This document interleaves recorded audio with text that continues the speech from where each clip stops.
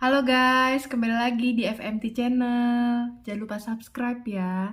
Hari ini aku mau RUPS PMMP Panca Mitra Multi Perdana. Stay tune, kita by Easy Kese.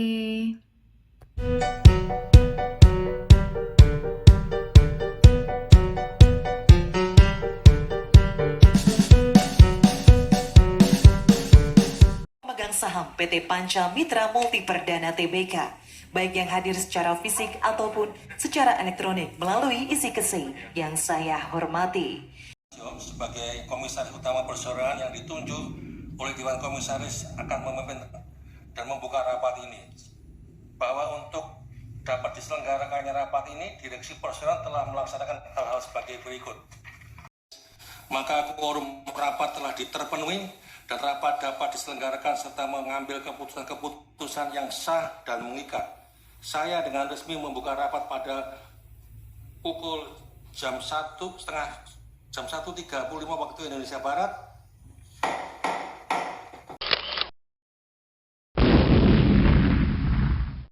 Perlambatan perekonomian dunia tidak dapat kami hindari. Salah satu penyebabnya adalah fragmentasi politik dan ekonomi yang mendorong meningkatnya inflasi global, sehingga banyak negara meresponnya dengan melakukan pengetatan kebijakan moneter.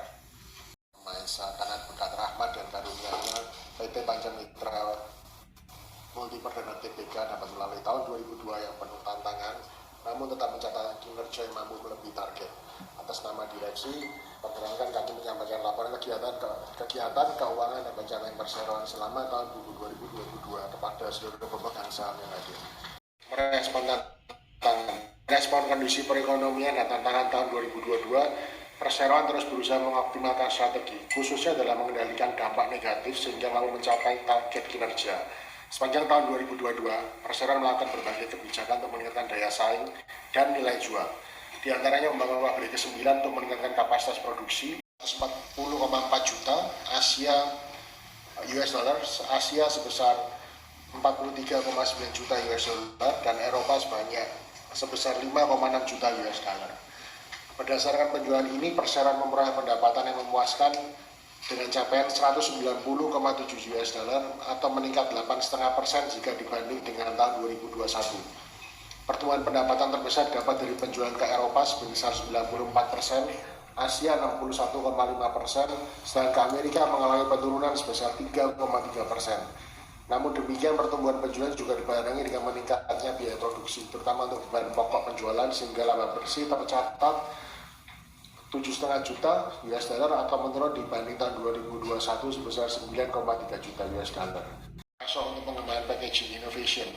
Dengan inovasi kemasan baru, maka limbah sampah pun dapat dikurangi hingga 10 ton limbah kemasan setiap tahun. Kami juga mengolah limbah organik menjadi pakan ternak, sehingga limbah anorganik didaur ulang menjadi plastik kemasan. Di tahun 2022 kami juga menggunakan panel surya untuk memasok energi di pabrik di Situbondo, Jawa Timur. Perseroan terus mengembangkan potensi dan kemampuan seluruh karyawan untuk menciptakan sumber daya manusia yang unggul, lingkungan kerja yang aman, sehat, dan inklusif. Setiap karyawan berhak untuk mengikuti pelatihan, pendidikan, dan penilaian kinerja. Semua kegiatan dilakukan tanpa membedakan latar belakang suku, agama, ras, golongan, dan gender. 10,8% jika dibanding tahun 2022.